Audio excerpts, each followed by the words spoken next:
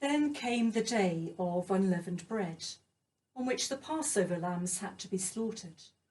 And Jesus sent off Peter and John, saying, "Go and prepare the Passover supper for us."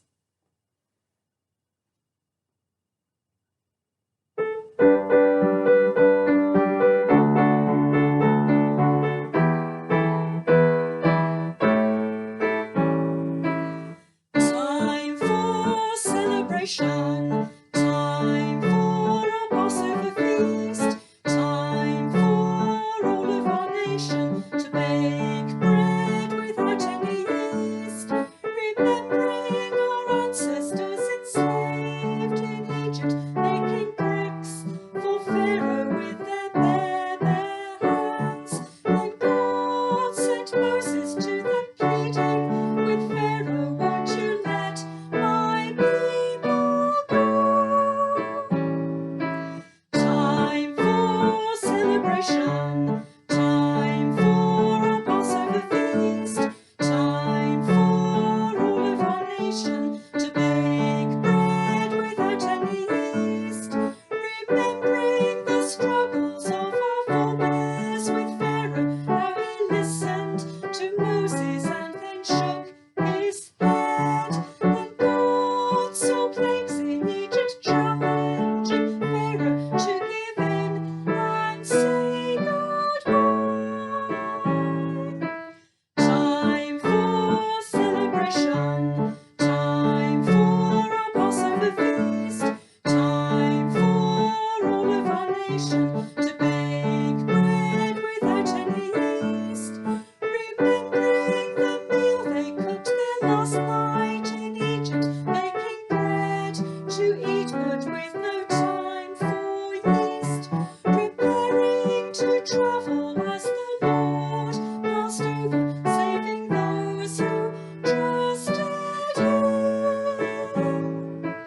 Time for celebration, time for our Passover feast, time for all of our nation to bake bread without any yeast, remembering God's gracious love, protection and guidance, how he led the Israelites to the Red Sea and parted the waters for them. They walked through on dry land, walking to freedom. Time for celebration, time for our Passover feast, time for all of our nation to bake bread without any yeast, celebrating the release of our forebears, celebrating the freedom of God's own people, celebrating the great story of Exodus, rejoicing in new life. Time for celebration, time for our Passover feast, time for all of our nation to bake bread without any yeast, time for celebration, time for our Passover feast, time for all of our nation to bake bread without any yeast.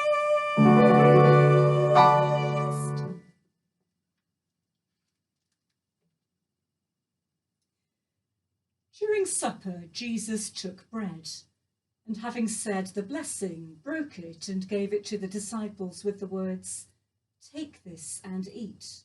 This is my body."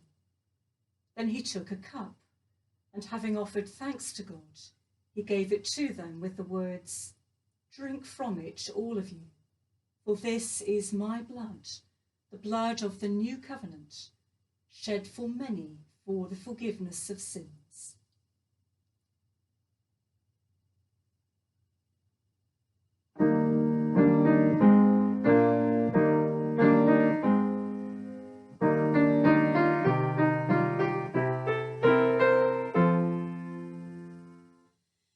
Jesus and his friends were feasting, wine was flowing free, celebrating past events when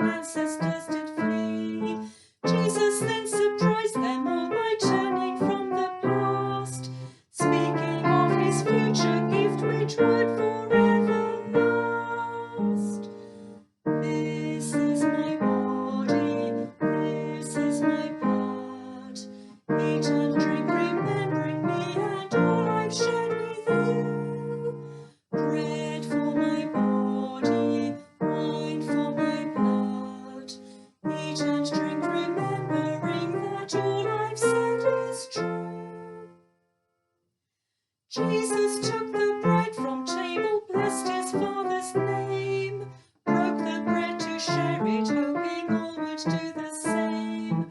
Then he gave a piece to each disciple sitting there. Take and eat this bread I give to show you that I care. This is my body, this is my blood. Eat and drink, remembering me and all I've shared with you. Bread for my body, wine for my blood. Eat and drink, remembering that all I've said is true. Jesus took the cup of wine which had enriched their meal, blessed his Father once again for all his love revealed. As he passed the cup around, he stunned them as he said, drink this wine, it is the blood for each of you I shed. This is my body, this is my blood. Eat and drink, remembering me and all I've shared with you. Bread for my body, wine for my blood. Eat and drink, remembering that all I've said is true.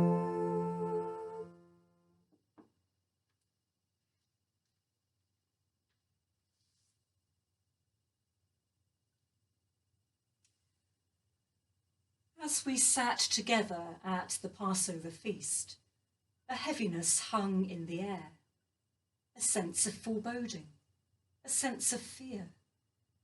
Amidst the celebration and jubilation of the festival, Jesus was in thoughtful mood, thoughtful and thought-provoking.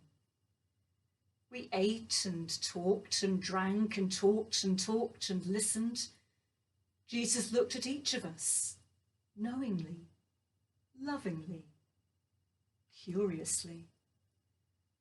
After all this time, we were still thinking to ourselves, who is this man? But at the same time, we were certain that he knew each of us inside out. Judas seemed restless and agitated in the presence of Jesus. As we ate unleavened bread and remembered our ancestors escaping from slavery in Egypt, Jesus took a piece of bread, just an ordinary piece of bread. He held it up and gave thanks, as was his custom. He broke the bread into pieces, looked at it and us intently, and said, "This is my body, given for you. Eat this to remember me." We were taken aback. This is my body? What did he mean? This was unusual talk even for Jesus. And why would we want to eat his body? We were puzzled. "This is my body," Jesus said. "Eat it to remember me." Each of us took a piece of bread and ate, with 1,000 questions darting around in our heads. Then Jesus picked up a cup of wine. He seemed very self-absorbed. "This is my blood," he said. "Drink it to remember me." Now we were getting worried.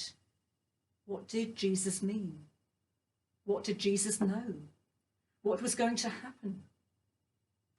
We each drank from the cup, but the wine seemed to leave a bitter taste in the mouth on this occasion. "This is my blood," he had said. Hours later, the blood started to roll for real, first in the garden from the ear of the high priest's servant. Poor Peter had only been trying to protect Jesus. And then the blood of our dear Jesus began to flow from his whip-lashed back, from his thorn-pierced head, from his nail-ridden hands and feet. I'm sorry to say we fled in fear, scared for our own lives. We kept watch at a distance. If only we had kept better watch with Jesus in the garden. As Jesus hung and bled, his words echoed in my head and heart, pounding rhythmically through my soul. This is my body. This is my blood. Remember me. How could we ever forget you, Jesus? In our weakness, your body gives strength. In our sin, your blood pours out healing and forgiveness. Your teaching now makes perfect sense. I am the bread of life, you said. Those who come to me will never hunger again. I hunger, Lord Jesus. I hunger and thirst for you. In this bread, meet me and feed me. In this cup, wash me thoroughly with your life-giving blood. Let me hear again your words to me. This is my body. This is my blood. Remember me.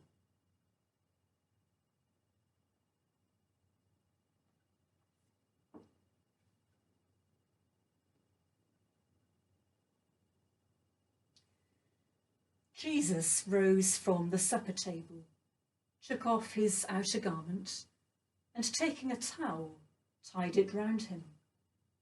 Then he poured water into a basin and began to wash his disciples' feet and to wipe them with a towel.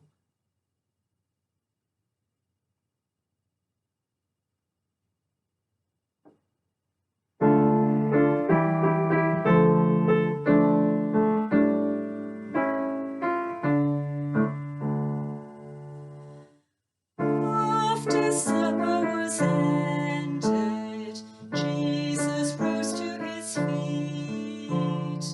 Then he picked up a towel and wrapped it round his waist.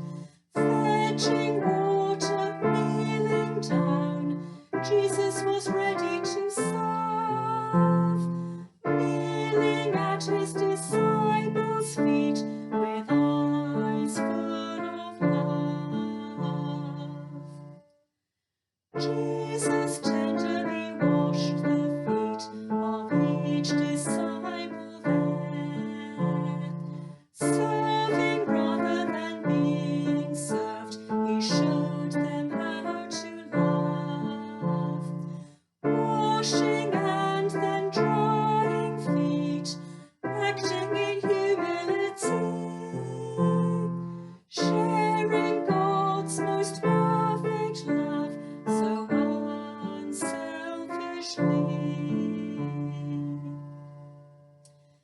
Jesus knelt down at Peter's feet, ready with water and towel.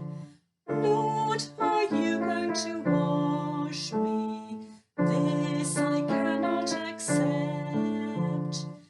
Jesus looked in Peter's eyes, ready to give his reply. If you don't let me wash you, you have no part in me. Having served his disciples, Jesus rose to his feet. Do you understand what I have done for you? I, your Lord and teacher, have washed your feet out of love. You must wash one another's feet to share my gift of love.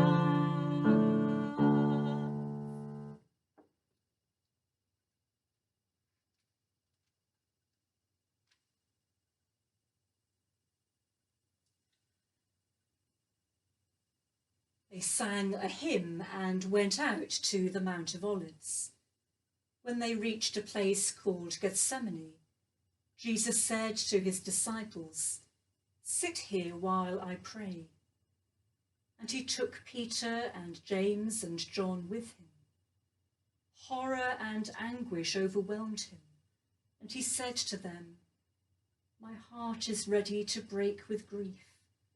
Stop here and stay awake."